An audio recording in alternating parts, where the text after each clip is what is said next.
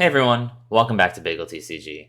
Today we're going to be doing a deck tech on Azalea, which just took down the most recent min-max event this weekend and was also the second place deck at that event. So a big turnout for Azalea on the first CC event from Outsiders.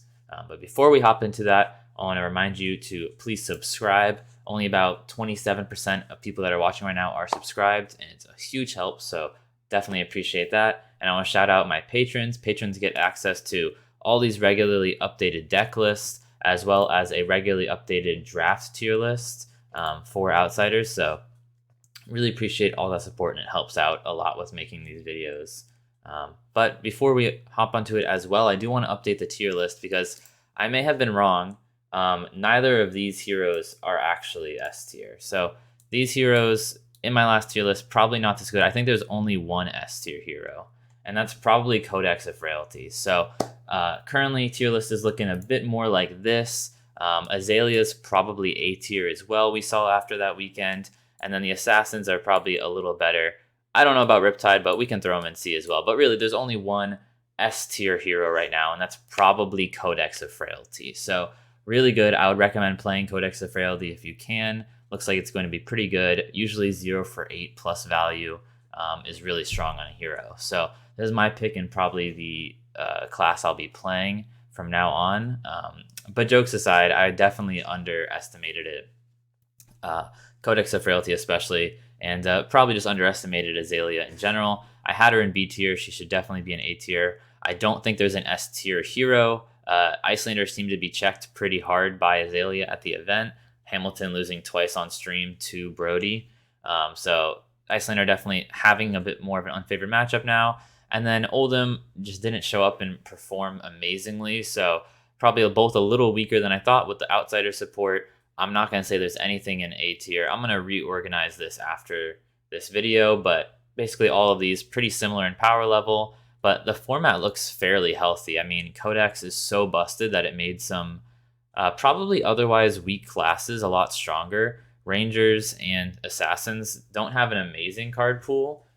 Rangers have a little bit of a better one because they've had more sets, but Codex of Frailty is just probably the strongest card we've seen in the last year or two, outside of some of the Starvo stuff. And it's just an insane card, and it really makes them stronger. Probably just the Brutes and Bolton down here now. I think you could probably play any of these heroes and win an event, and you could maybe even have a chance with any of these heroes too. We saw an Uzuri in top 8, and I think we saw a Dash as well. So none of the meta seems fairly healthy right now. Honestly, we'll see if Azalea might end up being too dominant, but I think from one event you can't say that necessarily. We can actually look at, this is a bit of a breakdown of the classes. Dromai was the most played, and then Azalea and Lexi, so Ranger taking up like over half the field here. Oldham is played a lot. Icelander, Uzuri got a lot of play, as well as Katsu. Viserai got a lot of play. I don't really know why Viserai had more play than Briar, but people like to play what they like. Fi got some play. Dash, Dorinthia, Bravo, Rhinar, and then Arachne, Riptide, and Kano did not get a lot of play here. I don't see any Boltons. There might have been some other heroes that aren't on here either. But looking at the top 8, we have the one old man taking on 7 young women. Safe for work edition, I guess. But we've got 2 Azalea here and Alexi, so 3 Ranger, but different types of Rangers. We've got that Uzuri here. We have Oldham. We've got Icelander, Dash, and Briar. 7 different heroes is pretty open. 3 share a class, but outside of that, it's still, 4 or 5 different classes in the top 8, so it seems pretty healthy to start. It was both Azaleas, playing each other in the finals, so we'll see how that pans out, how strong that deck ends up being, but seemed like a pretty healthy top 8. I think all of these I basically have in A tier. I think I'm just Dash and Uzuri are the only ones I'm keeping down here for now, but they could end up proving even stronger than this, and I could push them up to A tier, but looks like a pretty open format so far. But outside of that, Codex of Frailty, S tier, and then this is the rest of the heroes, kind of where everything else sits. Let's hop right into the deck, though. So looking at the deck here, one key card we got from Outsiders for the equipment suite is Crow's Nest. This lets us pretty easily put aim counters on our cards. Whenever they're put face up from our deck, you can pay a resource to get an aim counter. This makes cards that used aim counters a bit stronger. Drill Shot can get that piercing 1 easier. Deadeye can get that on-hit effect easier. So it makes aim counters easier to get. Obviously, it doesn't work off of bow, but works off hero ability, and we're trying to do everything off hero ability if we can, just because of how strong Dominate is. The rest of the suite is what she was playing. This is the best bow because it just draws a card when you put that arrow in, which is really strong. Bullseye's Bracers are great. Gives you that free +1 and put a card in, which is great with all these bolt and shots we're playing. Tunic and Snapdragons are classic generics.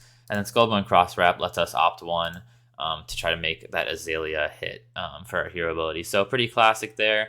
The deck is actually quite a lot of new cards. Outsiders gave a ton of support. So we've got the 9 Bolt and Shot still. That goes great with the Rain Razors that we've been running. So nothing crazy new there. But the kind of main cards we got is a lot of good pumps and some other support. But a lot of pumps is really what we see here. You can see the only, I think, new arrows that are red arrows, at least that we're playing, is the Infecting Shot.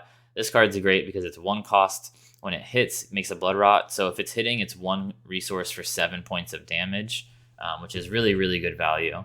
And you can even use that aim counter if you got extra resources to make it like a 2 for 8 value there. We're playing the blues even. It's probably the best blue arrow in terms of damage. Before we played whatever that one where it gets like +2 if it's put face up. So it was like a 1 for 4. But this one's potentially, this is a 1 for 5 if it hits, and a 1 for 6 if you put the aim counter on it, or 2 for 6, I suppose, which is just really good on a blue. So those are some good blues to have in here, some good reds. But like I said, the pumps are where we see a lot of the support. We've got Lace with Blood Rot. This is basically a 0 for 5. It gives it +3, and when it hits, make a Blood Rot.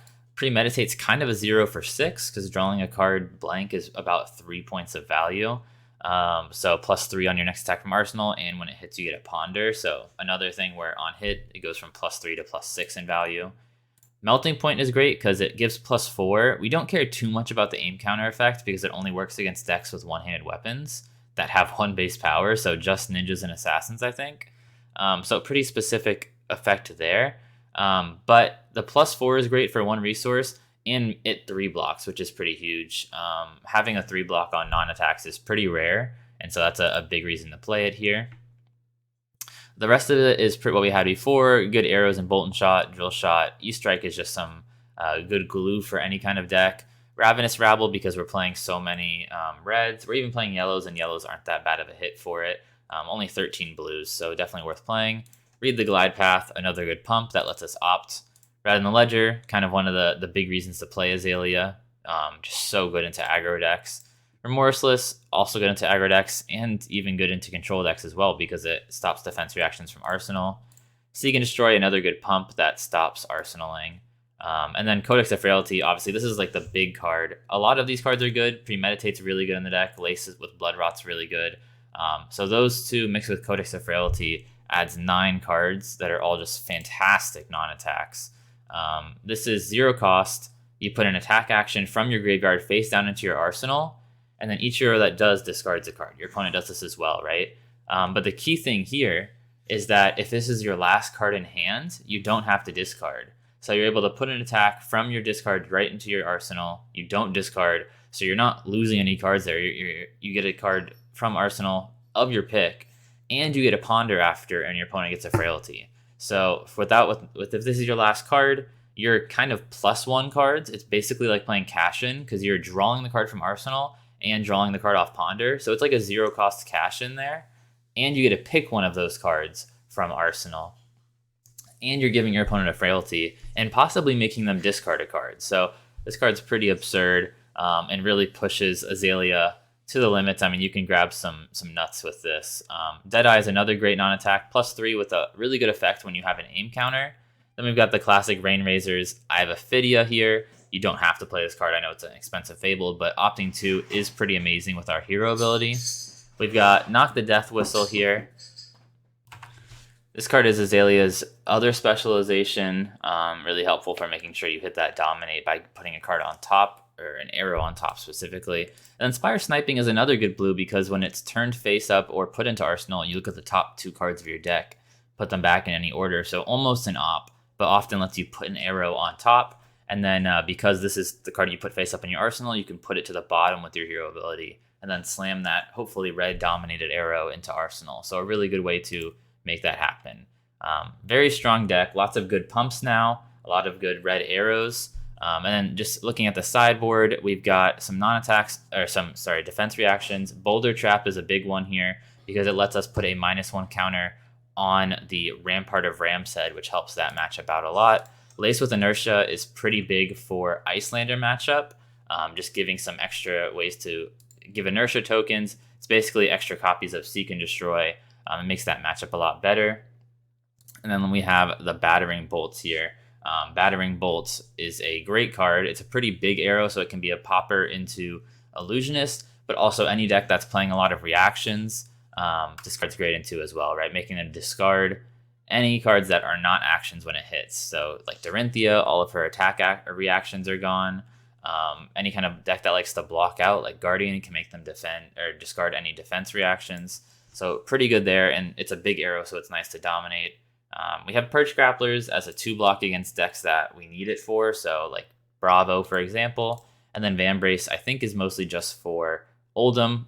We'll have extra resources a lot, and this lets us kind of stop their Crown of Seeds, but I'm not sure this card is necessary. This might be one of the first cuts. I'm not sure you need 3 Boulder Traps either, but I do think this deck is a great starting spot for Azalea. It's just a really great place to start and start practicing the deck, start getting reps in. I think you could maybe do a 3rd Melting Point here. Some people are playing some yellow Infecting Shots, but all in all, the deck is pretty strong. You can see that the price is a little high right now. I think that's a bit inflated because Codex, a lot of the staples like Premeditate and Codex of Frailty and Deadeye all went up in price.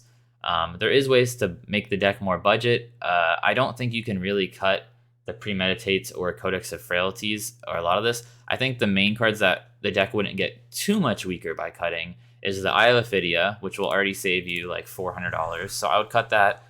You could just make it a 3rd Melting Point or a yellow Infecting Shot, anything you really want that I talked about. And then you could cut the E-Strikes as well. That's another good cut.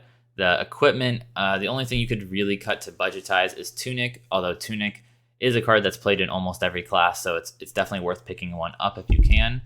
But I think you could probably cut Tunic for just maybe like an Iron Rot chest piece. There's not a lot there. If you open the new chest piece for Ranger, that's only like $60, you could run that. There's maybe a few different options. But I think this is pretty important to the deck, so I would recommend picking one up. It's played in a lot. And then you probably don't need this Vambrace in the sideboard, but the rest is probably necessary. So main budget cuts would be like the Eye of Ophidia, the Vambrace, the E-Strikes, and then possibly the Tunic. And then you might get it down to like $500 or $600, I would expect. But it's a little expensive of a deck because some of the cards that are necessary, like Premeditate, Codex of Frailty, Red in the Ledger, Remorseless, are all kind of expensive Majestics that are raising in price a lot right now because of how well this deck did this weekend. But before we go, I think the last thing to touch on is just looking at matchups and what we're going to do there. So in terms of matchups, looking at the sideboard here, against Oldhim, we can probably play everything. Against a lot of the Guardians, since we don't have a weapon, they're going to try to fatigue us in some way. So Vambrace of Determination into Oldhim, and getting all these ways to block a bit more of their stuff to let you go a bit longer, some more pumps and some bigger attacks, as well as the Boulder Trap. You probably just want to play everything. Into Icelander, we want these Lace with Inertias. Some of the good cards you can cut, usually you just want to cut the thing that's the least helpful, right? So Melting Point can be cut. It's a red against Icelander, and it doesn't really do too much specifically for the deck. Sometimes you could look at cutting maybe like a Remorseless if you don't think they're going to play a ton of actions on their turn, or if they don't play a lot of D-Reacts. If neither parts of the text are good, you could possibly even cut Red in the Ledgers if they're a deck that only takes 1 action per turn, right? Like this card doesn't do a lot versus Icelander or Guardians, for example. So there's some things I would just look at the deck and see what's least useful in that matchup, what card's going to be doing the least there. Some stuff's good in every matchup though, right? Codex of Frailty, Deadeye, Lace with Blood Rot. They're basically always going to be good. Rain Razors, Bolton Shots. Some things you just probably don't want to take out, but some things are a bit more matchup specific. Seek and Destroys, for example, Red and Ledger, Amorphous. All three of these are sometimes better into certain matchups than others. So those are some cards you could start with cutting.